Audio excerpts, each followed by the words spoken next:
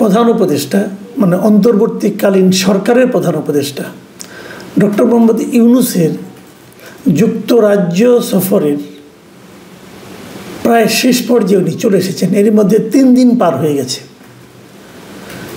এবং কাজের কাজ কতটুকু হয়েছে এটা নিয়ে গবেষণা হতে পারে।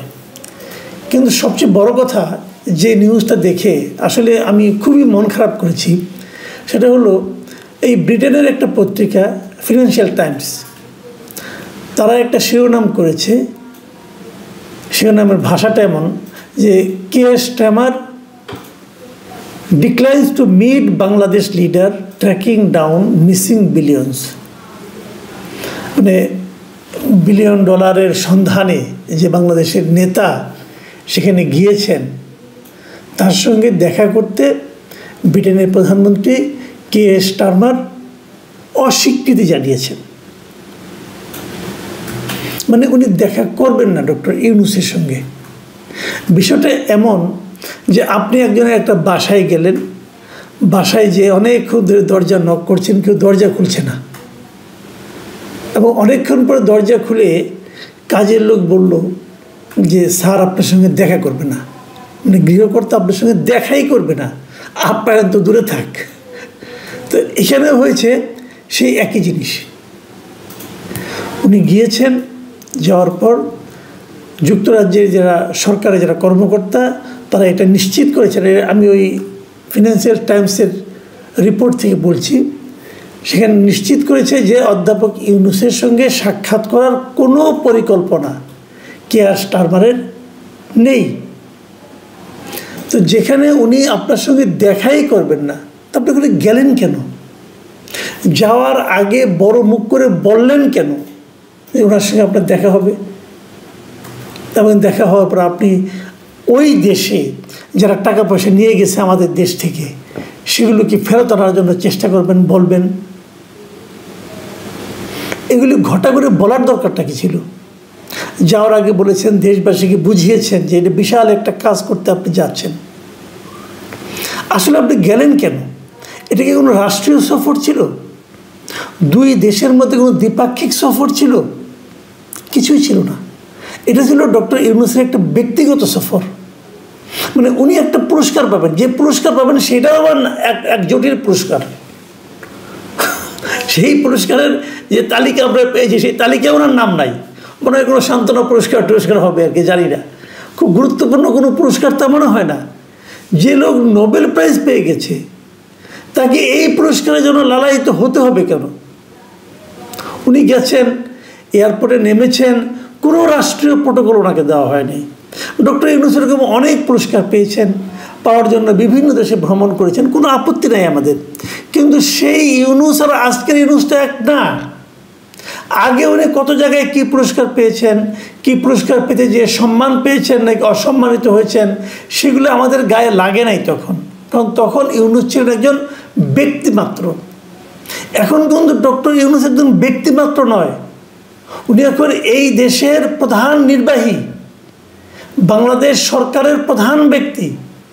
উনি যদি যে কোথাও অপমানিত হন, উনি যদি কোথাও যে অসম্মানিত হন, সেই অপমান কিন্তু কেবলমাত্র ডক্টর ইউনূসের গায়ে লাগে না, এই পুরো দেশের জাতির গায়ে লাগে। যে কারণে এরকম পদে যখন কেউ যায় তারা সবসময় খেয়াল রাখার চেষ্টা করেন যে আমার কোনো আচরণকে আমার দেশের সাধারণ নাগরিককে, আমার দেশের পাবলিককে, পিপলকে অসম্মানিত করে কিনা। এটুকু বোঝার মতো যদি ক্ষমতা না থাকে, বোধ বুদ্ধি না থাকে, তাহলে উনি এত বড় দায়িত্বে যান কেন? উনি ইংল্যান্ড চলে গিয়েছেন, যে নিয়ে ওনার সঙ্গে আবার অবধারিতভাবে ছায়ার মতো থাকে ওনার প্রেস উইং। এখানে তো বহুত মাতবর আছে এবং বহুত মহাজ্ঞানী লোক আছে, তারা হুট করে বলে বসে তাকে নাকি কোনো এমপি বলেছেন যে কেয়ার স্টারমার এখন দেশেই নাই, কানাডায় আছেন। পরের দিন আমার বলতেছেন যে সম্ভবত নাকি বলেছি যে আমি কোনো ভুল বলি নাই, মিডিয়াগুলো সেটাকে নাকি বিকৃত করেছে। আরে বাবা, তুমি সম্ভবত বলবা কেন? তুমি তো কোনো মানে সাধারণ মানুষ, তুমি সরকারের প্রধান উপদেষ্টার প্রেস সেক্রেটারি, তার সঙ্গে আবার সিনিয়র সচিব, তুমি সম্ভবত বলো কেন? তোমাকে সম্ভবত বলার তো নেই, তুমি যেটা বলবা সেটা অফিসিয়াল ইনফরমেশন, সেটাই হলো অফিসিয়াল ভাষ্য হবে। যিনি অফিসিয়াল ভাষ্য দিতে জানেন না তাকে দিতে বলা হয় কেন? তার ওখানে যেতে হবে কেন? আমি ভাই বাংলাদেশে আছি অনেক বছর, কোনো প্রেস সেক্রেটারি এত মানে পলিটিক্যাল বক্তব্য দিতে এর আগে আমি আর দেখিনি। মনে হয় যেন উনি একটা রাজনৈতিক পদে আছেন। উনি গিয়ে ডক্টর ইউনূসের রাজনৈতিক উপদেষ্টা, ওই পদে বসাই দিলেই তো হয়। সমস্যাটা কি? একটা এলোমেলো অবস্থা, লেজে গোবরের অবস্থা। পুরো দেশের মানুষের কাছে বেইজ্জতি, বিদেশের কূটনীতি বিদেশের কাছে বেইজ্জতি। ব্রিটেন তো আপনাকে বেইজ্জতি করেই ছাড়লো কেন? আপনি যদি ভাবেন যে কেন একটা প্রধান নির্বাহীকে, রাষ্ট্রের প্রধান নির্বাহীকে ব্রিটেনের প্রধানমন্ত্রী বা দেখা দিলেন না কেন, একবার চিন্তা করে দেখেছেন কেন দিলেন না? এই চিন্তা করার ক্ষমতাটা কি এই সমস্ত লোকগুলো আছে? খুবই আমি বিস্মিত হয়েছি, এত বড় একটা দেশে যাচ্ছে সেখানে আমাদের পররাষ্ট্র মন্ত্রণালয়ের কেউ নাই সঙ্গে, পররাষ্ট্র উপদেষ্টা নাই, পররাষ্ট্র সচিব নাই। তাহলে কেন এই ধরনের দ্বিপাক্ষিক বৈঠকগুলো তো এরা যায়? কেউ যায়নি। কিন্তু গভর্নর, বাংলাদেশ ব্যাংকের গভর্নরকে নিয়ে গেছে না, দুদক কোনো বিশ্বাসযোগ্য প্রতিষ্ঠান বর্তমানে বাংলাদেশে দুদক তৈরি হওয়ার পর কখনো এটা কোনো লেভেলে বিশ্বাসযোগ্য প্রতিষ্ঠান ছিল? টিউলিপ সিদ্দিক ব্রিটেনের এমপি, মন্ত্রীও ছিলেন, এই স্টারমারের সঙ্গে উনি মন্ত্রী ছিলেন। টিউলিপ সিদ্দিকের বিরুদ্ধে আপনি বিশাল এক অভিযোগ দিয়ে দিয়েছেন। কে দিয়েছে? এই দুদক দিয়েছে। দিয়ে এর কাছে চিঠি পাঠায়, তার কাছে চিঠি পাঠায়, সমন পাঠায়, গ্রেপ্তারি পরোয়ানা পাঠায়। তো এই টিউলিপ সিদ্দিক তো স্টারমারের সহযোগী, এখন ওখানে এমপি আছেন উনি, এবং ওনার ব্যাপারে, ওনার বিরুদ্ধে যে সমস্ত দুর্নীতির অভিযোগ আমাদের দুদক তুলেছে সেটাকে তদন্ত করার জন্য স্টারমার আবার ওখানকার যে সংশ্লিষ্ট ব্যক্তি যিনি আছেন, সবচেয়ে পাওয়ারফুল লোকটা, তাকে নিয়োগ করেছেন এবং উনি সেই তদন্ত করে ওনাকে ক্লিন চিট দিয়েছেন। বলছেন না, টিউলিপ সিদ্দিকের যে সমস্ত অভিযোগ তোলা হয়েছে সেগুলো ঠিক না। তো স্টারমার কি বিশ্বাস করে? উনি বিশ্বাস করেন তার সহকর্মী টিউলিপ সিদ্দিক নির্দোষ। আর আপনি যাচ্ছেন বলার জন্য যে টিউলিপ সিদ্দিকি চোর, তার বিরুদ্ধে গ্রেপ্তারি পরোয়ানা আছে। মানে যদি টিউলিপ সিদ্দিক এসে আসে তাকে গ্রেপ্তার করা হবে। তো উনি কি আপনাকে পছন্দ করবে? আপনার জন্য লাল গালিচা বিছায় রাখবে যে আপনি আসেন, আপনার সঙ্গে আলাপ করি, আপনার সঙ্গে টিউলিপ সিদ্দিকে ধরাই দেই? কারণ উনি তো বলছেন যে আমরা তদন্ত করে পেয়েছি সে নির্দোষ। টিউলিপ সিদ্দিক নিজেও একটা চিঠি আপনার কাছে লিখেছেন ডক্টর ইউনূসের কাছে, যে উনি বলতে চেয়েছেন যে আপনারা যেগুলি করছেন সেগুলি এক পেশে। আমার উকিলের সঙ্গে দুদকের উকিলরা আলাপ করে না কেন? আমার উকিল তো তাদের নক করেছে, বলেছে, কোনো সাড়া নাই। ডক্টর ইউনূস কি বলেছেন? যে না, এটা আইনগতভাবে সমাধান হবে। তো উনি তো আইনগতভাবে আপনার কাছে ক্ষমা চাইতেই চিঠি লেখেন নাই। উনি চিঠি লিখেছেন ওনার অবস্থানটা ক্লিয়ার করার জন্য। উনি চিঠি লিখেছেন যাতে নাকি ওনার আইনজীবীর সঙ্গে দুদকের আইনজীবী সহযোগিতা করে ইনফরমেশন দিয়ে যে তারা কি জানতে চায় যাতে ওরা জবাব দিতে পারে। আপনি জবাব চান না তো, আপনি মানুষকে ডিফেম করতে চান। তো ডিফেম করতে চান যে যাদেরকে, তাদের এখানে গেছেন, ডিফেম হয়ে আসতেছেন। এখন মান সম্মান থাকে আর কিছু? যদি উনি আমি আপনাকে গ্যারান্টি দিয়ে বলি, যদি উনি প্রধান উপদেষ্টা না হতেন, কেবল ডক্টর ইউনূস হতেন, কেবল নোবেল বিজয়ী ডক্টর ইউনূস হতেন, উনি কিন্তু স্টারমারের সঙ্গে দেখা করতে পারতেন। কিন্তু এখন তো উনি একটা রাজনৈতিক প্রতিপক্ষ হয়ে গেছেন। এই জিনিসটা বোঝার মতো, উপলব্ধি করার মতো যাদের ক্ষমতা নাই, যাদের সেই যোগ্যতা নাই, তারা এত বড় দায়িত্ব নেয় কেন?